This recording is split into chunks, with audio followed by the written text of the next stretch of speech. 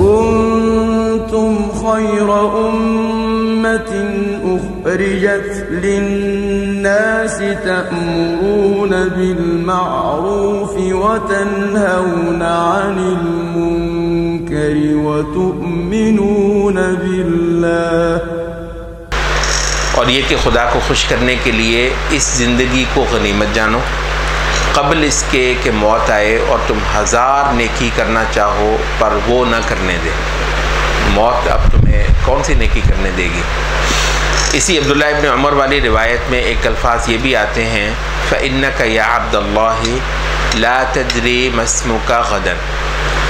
وہ اس لیے اے عبداللہ کہ تم کیا جانو کل تمہارا نام کیا لیا جاتا ہے، یعنی تم کیا جانو کل تم زندوں میں ہوگے یا مردوں میں.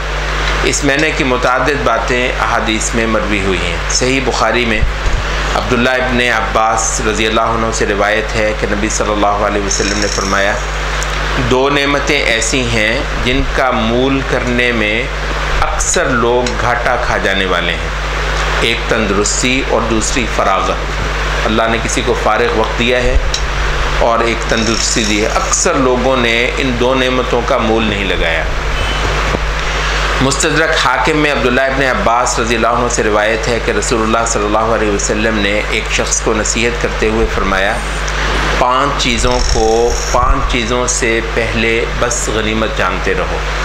جوانی کو ضعیفی سے پہلے، تندرستی کو کوئی روگ لگنے سے پہلے، مالی آسودگی کو محتاجی سے پہلے، فراغت کو عدیم الفرصت ہو جانے سے پہلے، اور زندگی کو موت سے پہلے.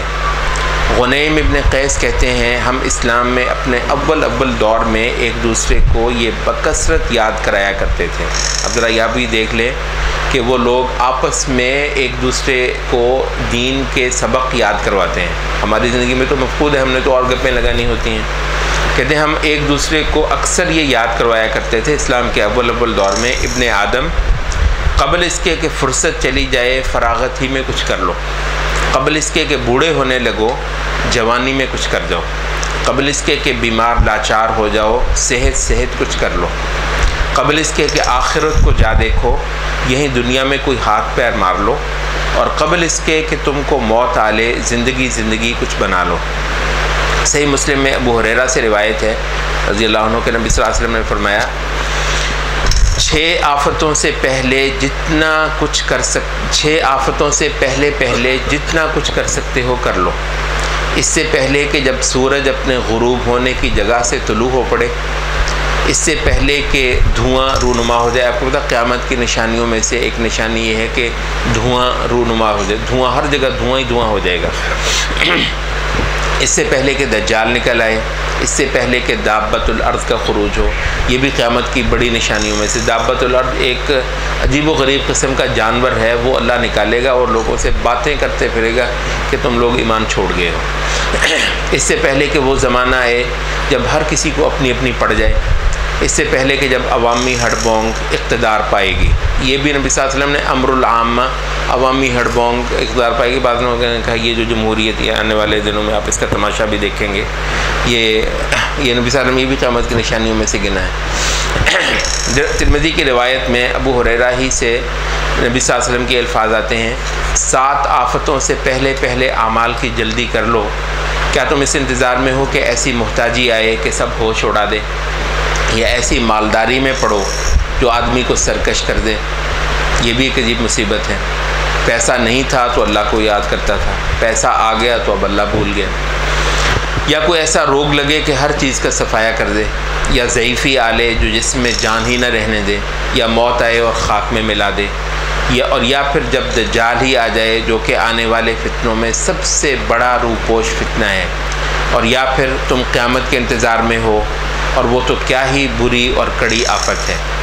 ان احادیث سے مراد یہ ہے کہ یہ سب کی سب چیزیں نیک اعمال میں رکاوٹ بنتی ہیں. ان میں سے بعض چیزیں ایسی ہیں جو انسان کو ذاتی طور پر نیکی سے دور رکھتی ہیں، مثلا محتاجی، حد سے بڑی ہوئی مالداری، بیماری، لاچاری، ضعیفی اور موت. جبکہ ان میں بعض چیزیں ایسی مذکور ہوئی ہیں جو کہ فتنہ عام ہوں گی، مثلا قیامت کا آنا یا دجال کا نکلنا یا دوسرے ایسے فتنے جو لوگوں کو پریشان کر کے رکھتے ہیں اور ان میں پھر لوگ نیکی نہیں کر سکا کریں گے. جیسا کہ ایک دوسری حدیث میں ان فتنوں کی بابت الفاظ آئے ہیں بادروا بالاعمال فتنا کقطع اللیل المظلم، ایسے فتنے پڑنے سے پہلے نیک اعمال کی جلدی کر لو جو اندھیری رات کی طرح چڑھائیں گے. ان میں سے بعض خوفناک باتیں جو ایسی ہیں کہ جب وہ رونما ہو جائیں تو پھر اس کے بعد نیک عمل کیا گیا کارآمد ہی نہ ہوگا.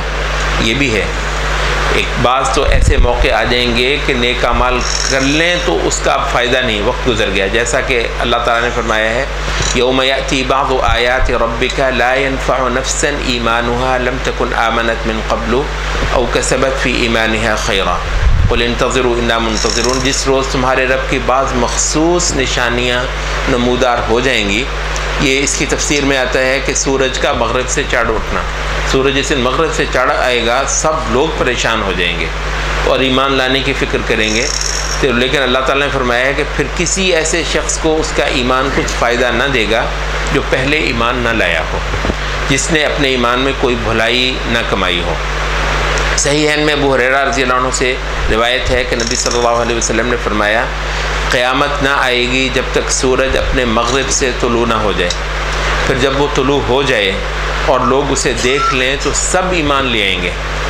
بس یہ وہ وقت ہوگا جو کسی نفس کو جو اس سے پہلے مومن نہیں ہوئی یا ایمان میں کوئی نیک کمائی نہ کر پائی، اس کا اب ایمان لانا کوئی فائدہ نہ دے گا.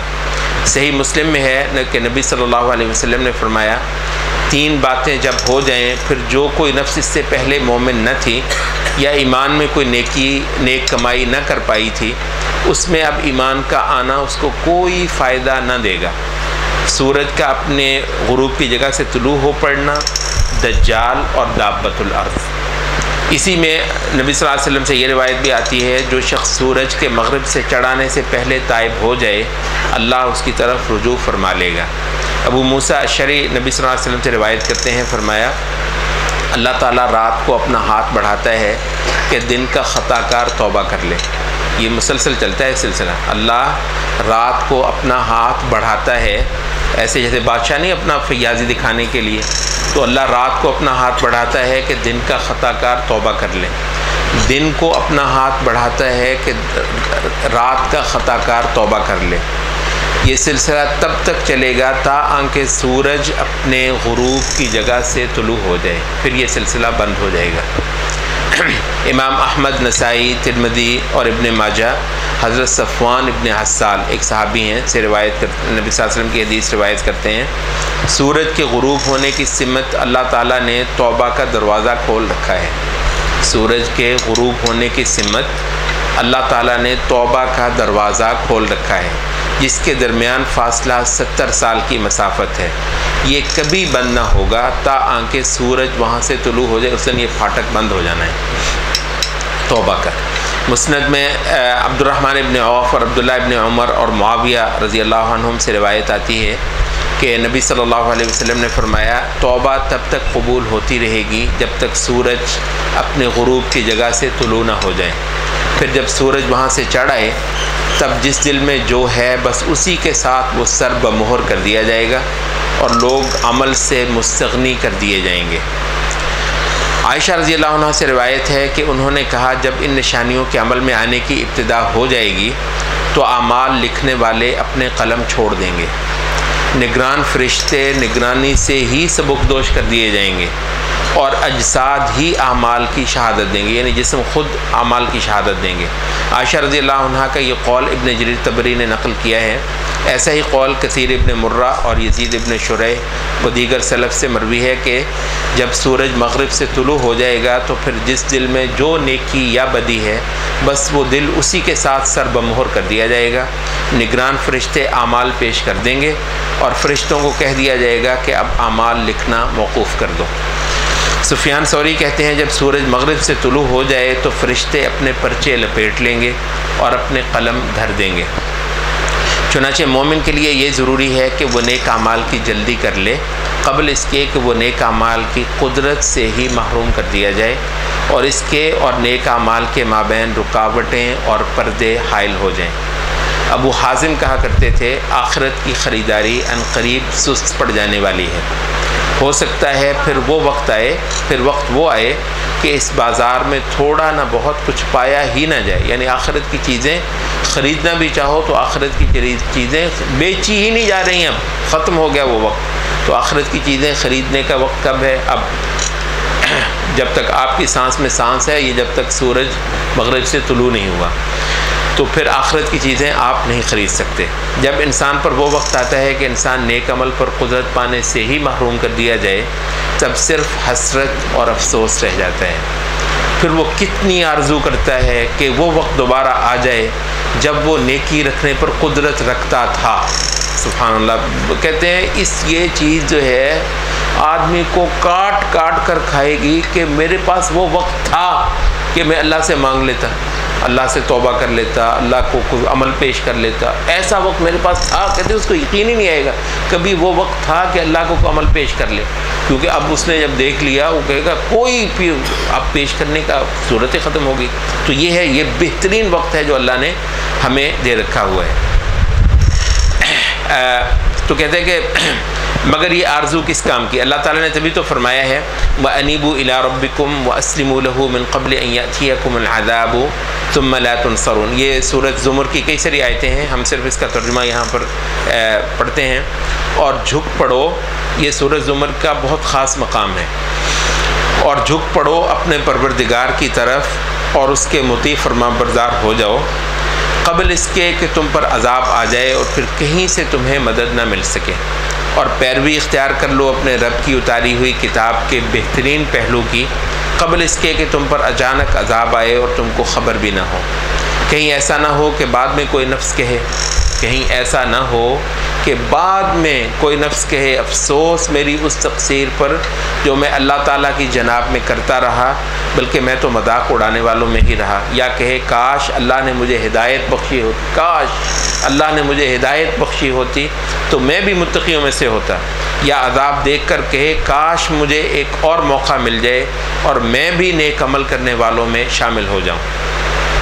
یہ بھی ارشاد خداوندی ہے حتی اذا جاء احدهم الموت قال رب ارجعون لعلی اعمل صالحا فیما ترکت کلا۔ یہ سورۃ مومنون کی آیت ہے، ترجمہ اس کا پڑھتے ہیں ہم۔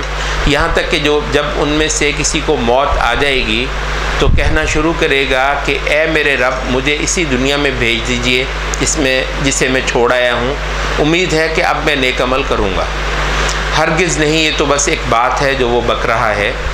اب ان سب مرنے والوں کے پیچھے ایک برزخ حائل ہے دوسری زندگی کے دن تک۔ اور یہ بھی فرمایا وَأَنفِقُوا مِمَّا رَزَقْنَاكُم مِّن قَبْلِ أَن يَأْتِيَ أَحَدَكُمُ الْمَوْتُ فَيَقُولَ رَبِّ لَوْلَا أَخَّرْتَنِي إِلَىٰ أَجَلٍ قَرِيبٍ فَأَصَّدَّقَ وَأَكُن مِّنَ الصَّالِحِينَ۔ ترجمہ، کچھ خرچ کر لو خدا کی راہ میں اس میں سے جو ہم نے تمہیں بخش رکھا ہے قبل اس کے کہ تم میں سے کسی کی موت کا وقت آ جائے، اور اس وقت وہ کہے کہ اے میرے رب کیوں نہ تو نے مجھے تھوڑی سی مہلت اور دے دی کہ میں صدقہ دیتا اور صالح لوگوں میں شامل ہو جاتا۔ حالانکہ جب کسی کی مہلت پوری ہونے کا وقت آ جاتا ہے تو اللہ اس کو کوئی مزید مہلت ہرگز نہیں دیتا۔ ترمذی میں ابو ہریرہ سے مرفوع روایت آتی ہے کہ نبی صلی اللہ علیہ وسلم نے فرمایا جو بھی یہاں سے مر کر جاتا ہے نادم ضرور ہوتا ہے، جو بھی یہاں سے مر کر جاتا ہے نادم ضرور ہوتا ہے۔ صحابہ نے عرض کی ندامت کس بات کی؟ فرمایا اگر وہ نیک ہو تو نادم ہوتا ہے کہ کاش کچھ اور نیکی کر لیتا۔ آگے اس نے دیکھ لیے نا واجب نیکی کا کیا اعلیٰ مول پڑتا ہے۔ نیک آدمی بھی، نبی صلی اللہ علیہ وسلم نیک آدمی بھی یہ کرے گا کہ یار ایسی اعلیٰ چیز تو تھوڑی سی اور لے آتا۔ تو فرماتے ہیں کہ اگر وہ نیک ہو تو نادم ہوتا ہے کہ کاش کچھ اور نیکی کر لیتا، اور اگر وہ خطا کار ہو تو ندامت اور حسرت کرتا ہے کہ کاش دنیا میں اس کو کوئی ڈانٹ ڈپٹ ہی کر دیتا۔ سبحان اللہ، دیکھو ذرا، یہ نبی صلی اللہ علیہ وسلم فرما رہے ہیں کہ وہ ندامت کرے گا کاش دنیا میں اس کو کوئی ڈانٹ ڈپٹ کر دیتا، تو وہ اس کے سمجھانے سے شاید سمجھ ہی جاتا ہے۔ جب ایسا ہے تو پھر مومن پر یہ جان رکھنا ضروری ہو جاتا ہے کہ اس کی جتنی عمر بچ گئی ہے وہ تو بہت ہی بڑی غنیمت۔ یہ سارا جو ابھی تک جو ہم نے پڑھا نا، اس کا اصل جو ہے نا وہ لب لباب یہ ہے کہ اس کی جتنی عمر بچ گئی وہ تو بہت ہی بڑی غنیمت، جو گزر گئی اب وہ تو ہاتھ سے گئی نا، اس کا کیا کریں۔ تو جو بچ گئی ہے وہ البتہ بڑی دولت ہے، اس کو سنبھال لو بھائیو۔ اسی وجہ سے کہا جاتا ہے آدمی کو ایمان میسر آ جائے تو اس کی باقی ماندہ زندگی کا پھر کوئی مول نہیں۔ یہ جملہ کمال کا ہے ابن رجب کا، آدمی کو ایمان میسر آ جائے تو اس کی باقی ماندہ زندگی کا پھر کوئی مول نہیں۔ سعید ابن جبیر کہتے ہیں ہر وہ دن جو ایک مومن کو گزارنے کے لیے ملتا ہے ہر غنیمت سے بڑھ کر ہے۔ بکر مزنی کہا کرتے تھے خدا جس دن کو بھی پیدا کر کے دنیا میں بھیجتا ہے، یہ بھی بات غور سے سننے کی ہے، کہتے ہیں خدا جس دن کو بھی پیدا کر کے دنیا میں بھیجتا ہے تو وہ دن آ کر کہتا ہے اے ابن آدم مجھے غنیمت جان لے۔ وہ دن آ کر کہتا ہے اے ابن آدم مجھے غنیمت جان لے، ہو سکتا ہے میرے بعد تیرے لیے کوئی اور دن نہ بھیجا جائے۔ اور جو رات آتی ہے وہ بھی یہی کہتی ہے اے ابن آدم مجھے غنیمت جان، ہو سکتا ہے تیرے لیے میرے بعد کوئی رات نہ ہو۔ اسی معنی میں کسی نے یہ دو شعر کہے ہیں، اس کا ترجمہ ہے فراغت کو غنیمت سمجھو تو کچھ رکوع اور سجود ہی کر لو۔ فارغ بیٹھے ہو سجدے کر لو، رکوع کر لو، کوئی تسبیحات کر لو، تھوڑی سی پونجی بنا لو۔ فراغت کو غنیمت سمجھو تو کچھ رکوع و سجود ہی کر لو کہ آگے جا کر فضیلت اور مرتبہ پاؤ۔ کیا پتہ موت آئے تو اچانک آئے اور کسی چیز کا موقع ہی نہ دے۔ کتنے ہیں جو یہاں صحت مند اور تندرست ہوتے ہوئے مرے، بیمار نہیں مرے ہوئے، صحت تندرست ہوتے ہوئے مرے اور کسی بیماری کے بغیر مرے، بس موت آئی اور چلتوں پھرتوں کو اٹھا لی گئی۔ محمود الوراق کے کچھ شعر ہیں، کل کا دن گزرا اور تم پر گواہ بننے کے لیے آگے بڑھ گیا۔ کل کا دن گزرا اور تم پر باقاعدہ گواہ بننے کے لیے آگے بڑھ گیا، چلا گیا، تب آج کا دن آیا جو اس وقت گواہی اکٹھی کر رہا ہے۔ یہ جو آج کا دن ہے ہمیں تو شاید خیال نہیں، آج کا دن اپنی گواہی اکٹھی کرتا پھر رہا ہے۔ یہ بھی اپنا کام سمیٹے گا اور پھر نہ پلٹے گا، کل کو ایک اور گواہ آ کھڑا ہوگا۔ یہ ہے وقت کو دیکھنے کی اسلامی نظر، کل کو ایک اور گواہ آ کھڑا ہوگا۔ دیکھو اگر کل تم سے کوئی برائی ہوئی تھی تو آج کے گواہ کے پاس اپنی نیکی اور احسان مندی کی شہادت روانہ کر دو۔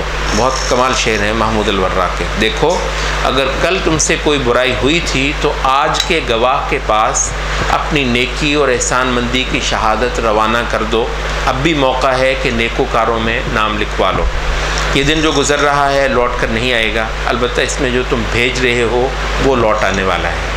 سو اگر کوئی اچھائی کر لو تو وہ کہیں جانے والی نہیں۔ کبھی کسی نیکی کو کل پر مت چھوڑو، تم جس کل کا انتظار کر رہے ہو ممکن ہے وہ کل تو آئے مگر اس کل میں تم نہ پائے جاؤ۔ سبحانک اللہم و بحمدک اشہد ان لا الہ الا انت